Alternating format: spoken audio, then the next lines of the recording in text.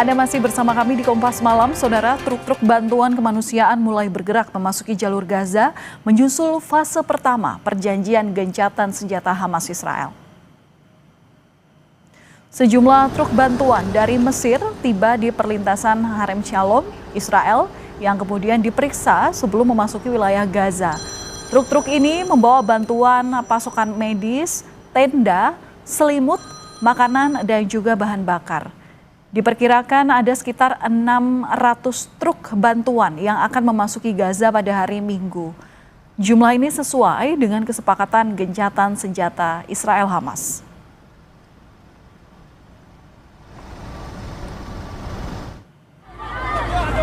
Namun kekacauan terjadi saat truk-truk bantuan ini memasuki wilayah Khan Yunis di jalur Gaza. Puluhan pemuda dan anak-anak menyerbu dan memanjat ke atas truk untuk berebut bantuan logistik. Aksi berbahaya ini terjadi usai perjanjian gencatan senjata Israel-Hamas disepakati, yang diantaranya mencakup kepastian bahwa aliran bantuan kemanusiaan tanpa hambatan ke jalur Gaza.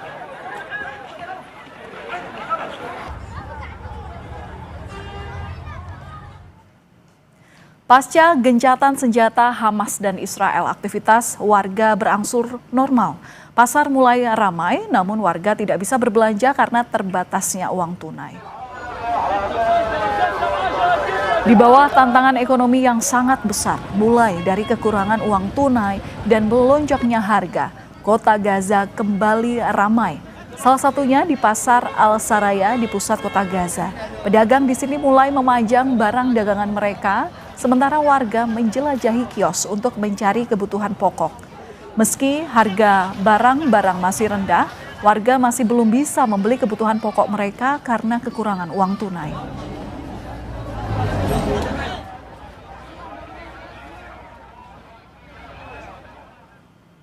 Saudara, Israel dan Hamas harus menjaga komitmen agar momentum gencatan senjata ini bisa membawa perdamaian dan mengakhiri penderitaan di Gaza.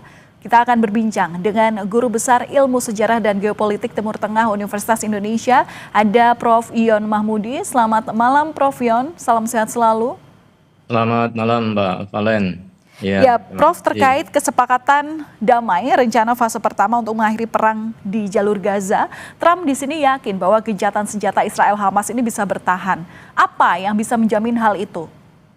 Ya, kalau kita lihat pernyataan dari Trump ya, bahwa Trump memang yakin bahwa gencatan permanen itu bisa dilakukan, dan dia juga memberikan jaminan bahwa Israel tidak akan mengambil lagi ya, atau menginvasi dan menganeksasi Gaza. Nah, ini saya kira menjadi jaminan yang harus dipegang, karena kalau itu tidak bisa dipenuhi dan kemudian terjadi serangan, ini artinya kan Trump akan dipermalukan ya, reputasinya akan jatuh.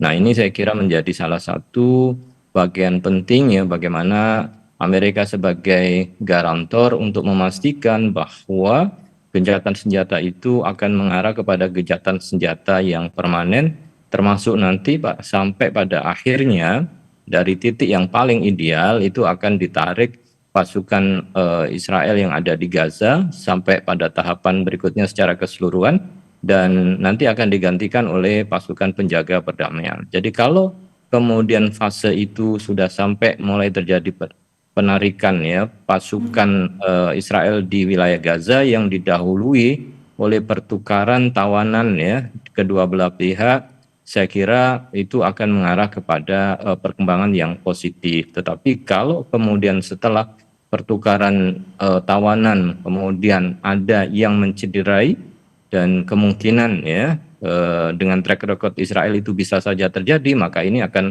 tentu akan menjadi masalah serius ke depannya.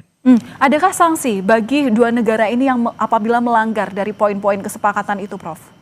Nah, namanya negosiasi itu kan sebenarnya dilakukan secara sukarela ya. Dua belah pihak kemudian bersetuju untuk melakukan negosiasi dan perdamaian, dan sewaktu-waktu mereka bisa menarik diri. Tetapi setelah ada komitmen ditandatangani dan disaksikan oleh pihak-pihak mediator dan juga penjamin, harusnya kemudian mereka melakukan dan menepati apa yang sudah disepakati. Kalau adalah salah satu dari pihak katakanlah Israel atau mungkin dari pihak Hamas kemudian mengkhianati dari perjanjian itu, tentu sanksinya adalah ya dari negara yang kemudian menjadi mediator, terutama Amerika yang berkepentingan, Donald Trump yang berkepentingan bahwa Amerika akan menjadi deal maker, akan menjadi peacemaker, ya, pembuat perdamaian di kawasan Timur Tengah. Nah, itu saya kira sanksinya lebih kepada kaitannya hubungannya dengan Amerika, karena Trump sendiri menginginkan bahwa masalah di kawasan ini, konflik antara Israel dan Palestina ini bisa segera diselesaikan dan tidak ada lagi perang yang berkepanjangan. Ya, itu juga harapan seluruh bangsa pastinya. Prof, tapi selain komitmen dari kedua negara ini, hal apa lagi yang bisa berpotensi merusak kesepakatan ini, Prof? Nah, saya kira kan kita akan lihat pada fase pertama ini ya, setelah kemudian tidak lagi ada serangan 24 jam setelah ditandatangani, setelah itu kan akan dilanjutkan dengan pertukaran sandera yang Sandra. ada di Gaza, kemudian diikuti oleh pertukaran tawanan yang dimiliki oleh Israel.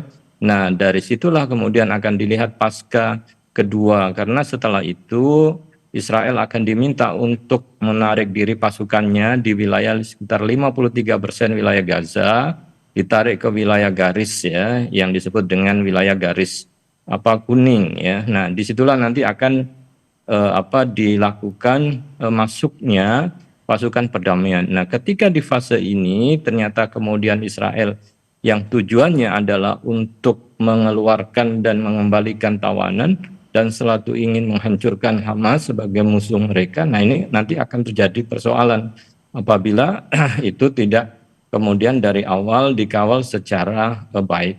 Kemudian masalah yang lain adalah ketika tawanan yang kemudian disampaikan terutama dari pihak Palestina, nama-nama yang diminta oleh Hamas kemudian tidak sepenuhnya ya dikeluarkan, tapi masih banyak yang kemudian ditahan, ini juga akan bisa menjadi hambatan. Dan terakhir saya kira hambatannya adalah bagaimana kemudian menjaga agar Israel tidak masuk kembali ya ke wilayah yang sudah ditentukan, garis yang ditentukan, agar kemudian bisa dipastikan kedua belah pihak bisa menjaga perdamaian masing-masing, dan kemudian harapannya nanti ketika dilibatkan pasukan internasional itu juga bisa memastikan bahwa tidak akan terjadi saling serang di antara kedua pihak, dan itu akan menuju kepada perdamaian yang permanen. Ya, Prof, selain gencatan senjata, kemudian juga kita nantikan pertukaran sandera dari kedua belah pihak ini, apakah hal-hal ini memang bisa menyelesaikan masalah utama di Gaza? Nah, tentu kemudian akhir dari negosiasi itu kan bagaimana mewujudkan ya aspirasi dunia internasional yang menginginkan two state solution.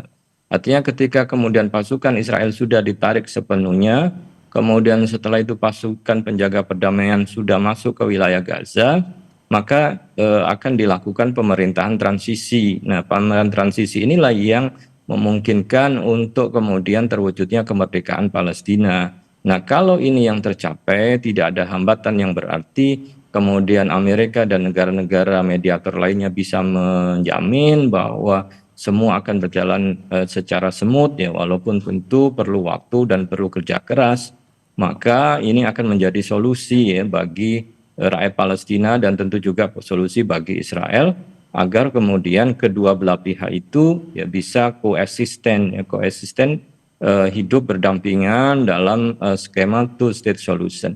Harapannya dengan two state solution itu persoalan Palestina dan Israel itu bisa diselesaikan. Tapi tentu perjalanan ini cukup panjang dan terjal, dan banyak beberapa tantangan yang memang harus dihadapi. Oke, two state solution ini memang jelas secara narasi, tapi kadang ini juga masih mengkhawatirkan karena komitmen itu lagi yang kemudian kita kejar untuk bisa mewujudkan perdamaian dari dua negara. Sejauh ini, Prof, track record peran Indonesia dalam mendukung hal ini seperti apa?